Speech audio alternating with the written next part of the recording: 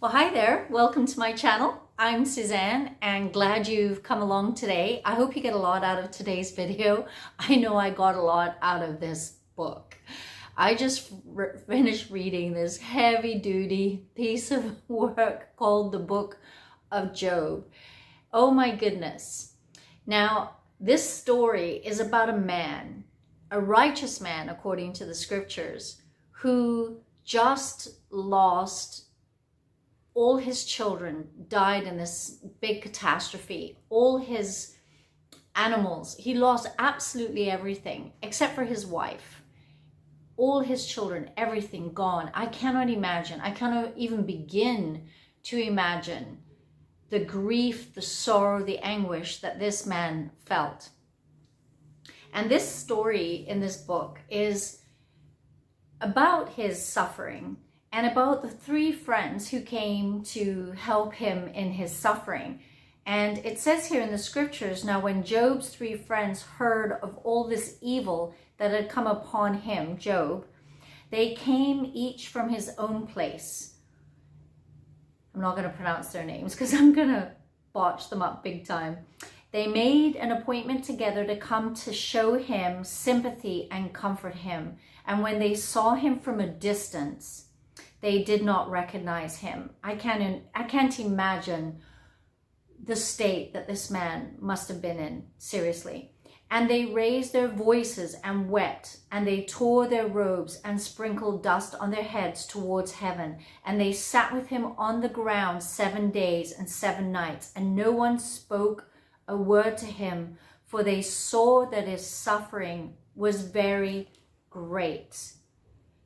Now, in this paragraph here, what amazing friends. They heard that their friend had suffered, and they did 3 things right. 3 things that we want to do, at least what I want to do when I hear that a friend is suffering. First of all, they showed up. They came to Job. The second thing was they empathized with him. They wept with him. They carried his burden with him. In that culture, the way you express grief was very overt. So they would literally rip their garments. They would put ashes on their head. In some cases, people would shave their heads as an act of grief. There would be wailing and crying and lamenting. And people would comfort each other by entering into each other's grief. And this is what these 3 friends did. And they did that well. And then the third thing those friends did is they sat with him for 7 days. Can you imagine sitting with someone who's experienced incredible loss? You show up, you weep and lament with them, and then you sit there with them for 7 days and you just comfort them. In these 3 friends got it right.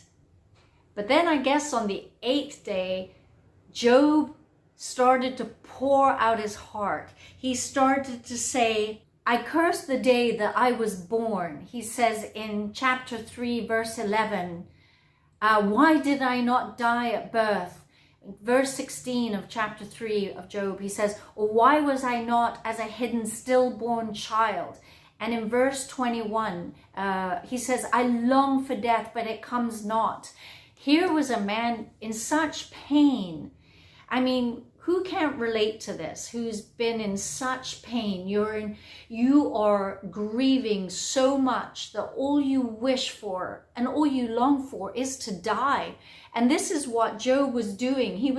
I wished I had never been born, like to be able to face this great loss. I can't do it. I would rather die than go forward. And this is what he was doing. And it was in this place when Job started to express what was going on the inside that these guys, now they start to lose the plot. And his friends chime in, and the things that they say. Now, it's tricky with the stuff that they say because some things that they say are true. Some things that they, but it wasn't, even though what they said was true, It was so inappropriate to say what they said. They got it right the first 7 days when they were saying nothing. And as Job was pushing back at them and saying no, they would push back even harder. In fact, one of his dear friends says, "Despise not the discipline of the Almighty." So this one friend of his is basically saying that the reason why Job is suffering is because God is reproving him and God is disciplining him. And then after this, what we see is the only reaction you could expect from a man or a woman who is grieving is their remarks made Job angry. So now not only are they no longer comforting him, they are trying to find reasons for why Job is suffering. And I think this is human nature. When someone is suffering, or, even when we suffer, we go, why is this happening to me? Why is this happening to me? But even worse, I can understand that. But even worse, when you're comforting somebody, or when these men were comforting his friend, they are trying to tell him, oh, I know why this is happening to you, because God is reproving you. God is trying to teach you a lesson. Oh my goodness. Job is so angry with them that we see now in chapter 12, he is saying, am I inferior to you? Am I a laughing stock to my friends? And then in chapter 13, we hear him say again, am I inferior to you? And now we see Job in chapter 16, we hear him say, miserable comforters, all of you. Surely now God has worn me out. He has made desolate all my company, and he has shriveled me up. He has torn me in his wrath, and he has hated me. So now the very thing that isn't happening here, he starts to think, well, if God is disciplining me and punishing me, he must hate me, because all my children and everything that I own has been destroyed. So now he's kind of agreeing with them that this is happening because God has an issue with him. He's saying, he has put my brothers far from me. My relatives have failed me. The guests in my house and my maidservant count me as a stranger. My breath is strange to my wife. And then he says, oh, have mercy on me. Have mercy on me, my friends. Can you imagine? This man has now been deserted by absolutely everybody. Nobody wants anything to do with him, and he needs mercy. And when people around us are suffering, I think that they would say, yes, that's what I need. I don't need you to tell me why this is happening to me. I need you to comfort me. I need you to be here and cry with me. I need you to be quiet. And then Job does what most of us would do. He remembers a time when he had a friendship with God and his children were around him and life was good. And then he's thinking about where he is at right now, and his soul is poured out within him, like there's nothing left. And then he does what I think so many of us do when we're grieving and we're trying to find out why God, like what have I done wrong to bring this on myself. And Job here in chapter 31, I counted 15 ifs in the ESV, in the English Standard Version translation. I counted 15 ifs because he was going, if I walked in falsehood, if I had turned aside from the Lord, if my heart had been enticed by women, if I had rejected the cause of my manservant, if I withheld anything from the poor. And he goes on, and he says, if I had done all these terrible things, I could understand why this is happening to me. But I wasn't like that. In fact, as I said at the beginning of the video, the Bible described him as a righteous man, a man who walked, he was a man who was pleasing to the Lord. So he's trying to figure out, like, what have I done wrong to bring this on to myself? Now, at this point, his friends, as he's stating his case, his friends knew Job. They knew that all these things about him were true. And for some reason, at this point, they had nothing else to say. But then this young man chimes into the conversation.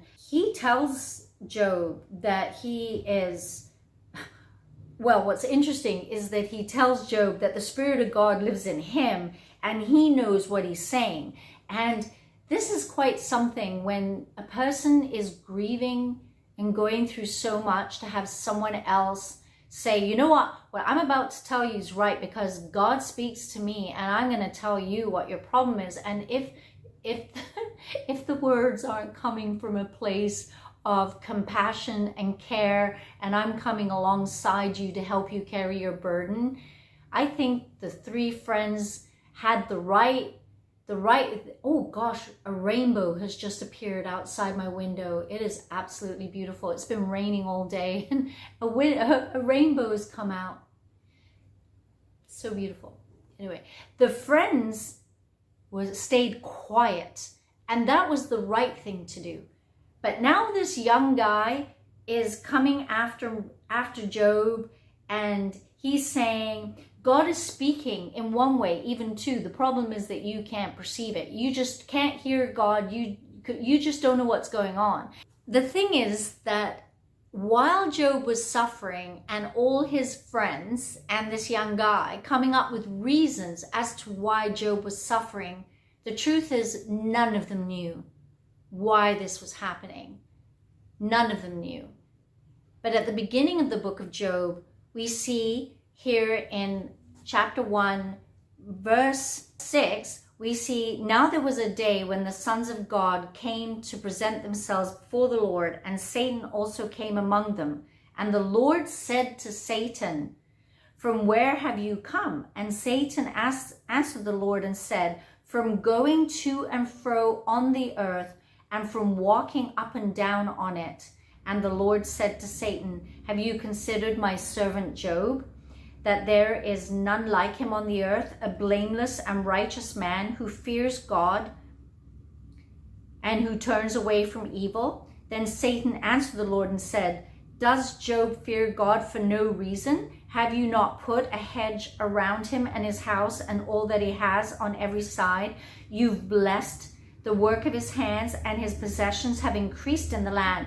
But stretch out your hand and touch all that he has, and he will curse you to your face. And the Lord said to Satan, behold, all that he has is in your hand, only against him do not stretch out your hand. So Satan went out from the presence of the Lord. See, what none of them knew was that Satan had said to God, the only reason this man loves you, the only reason why this man praises you and walks uprightly is because what you've done for him, because you have blessed him so much. That is the only reason. But if you were to lift your hand of protection off him and his life starts going bad, he's going to curse you to your face. And God says, okay, let's see if you're right. And he says, you can do what you want, Satan, but you can't touch the man.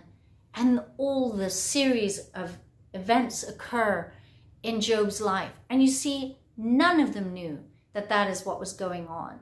None of them knew. They accused Job of being an unrighteous man, telling him that he was being punished, that he was being disciplined by God. But all along, God was testing his heart. And then in the end of Job, in chapter 38, we see that the Lord appears to Job in a whirlwind. In fact, it says here in chapter 40, God came to him again in a whirlwind. So God can show up any way he pleases. You know, you've heard people say he comes in a still small voice. Well, he came to Job in a whirlwind, and he presented himself to Job, and they had a meeting of the minds. And God says to Job, did I not create all this? Am I not the God Almighty? Did I not create you? And you can read it for yourself, because 3 chapters he goes on and he reveals himself to Job. And you know, along the way in Job's suffering, he got it right on so many levels. Like when I look at Job chapter 13, verse 15, it says, though he slay me, I will hope in him. And then in chapter 19, verse 25, he says, for I know that my Redeemer lives. A very famous song that us Christians sings, my Redeemer lives. That's where that comes from, that verse. Remember that next time you sing that song, my Redeemer lives. He said that in the midst of his suffering, when he didn't even know why this was happening to him. But at the end of it all, God showed himself to Job. And then Job realized, you are God, you are sovereign over man and over your creation, and I am not. And he repents in dust and ashes. And I really love the way God wraps this up.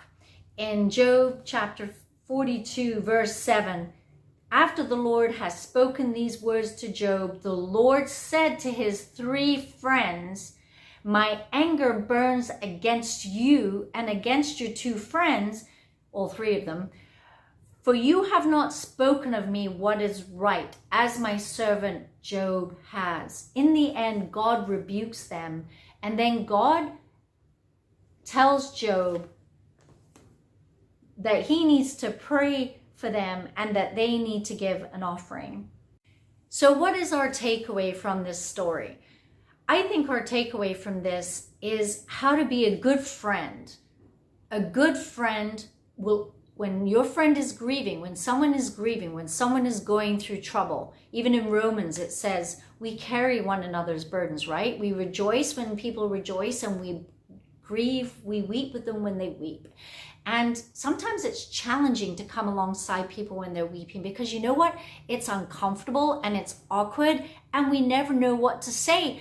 But this story demonstrates that the best part of these guys' comfort was when they said nothing. All they had to do was show up. So girls, guys, when we see our friends suffering, when they are going through trouble, let's show up and be there and cry with them. Put our arm around them, be with them, just sit there and stay there. Be with them, spend time with them. His friends were with him for 7 days. Spend the time. Sometimes when a person is grieving, what they'll tell you after the fact, they'll go, what meant the most to me is when people were there for me. And sometimes, sadly, people remember when no one was there for them. But people always remember when someone was there for them. And I've heard people tell me that the hardest thing for them to deal with when they're at the funeral of their loved one, or when they're working through the progress, is when people come and try to tell them, say things to console them. I've heard people tell me, I wish they would just shut up. Just be there. You don't have to, I don't need answers for why this has happened. I just need you to be there. So, as good friends, we be there, we show up. We show compassion, and we don't have to say anything. That's the beauty of it all. We don't have to say anything. The pressure is off us. We just have to bring our heart and our compassion. And in the end of the story showed, it proved that Job was indeed a righteous, blameless man before God. And he went on to live many, many years, and God blessed him and he restored him. He restored his health. And he restored and gave him more children. And it says in the scriptures that the latter days of Job's life was more than his beginning. And it goes on to say all the things that God blessed him with. And he lived 140 more years. And he saw his sons and his sons' sons and his sons for 4 generations. And he died an old man full of days. So that's all I have for you today. If you like this video and you would want to hear more content, please subscribe to my channel and hit the notification button, and always leave a comment. What do you think? What do you think is the most helpful thing to do when someone is grieving? What would you want? What have you done? What do you wish you'd done differently? What do you have to say? Weigh in on the book of Job. What are your thoughts on this? I'm sure there's 42 chapters. I'm sure I missed something. But anyway, that's all I have for today. So God bless you, and I'll see you in the next video. Bye.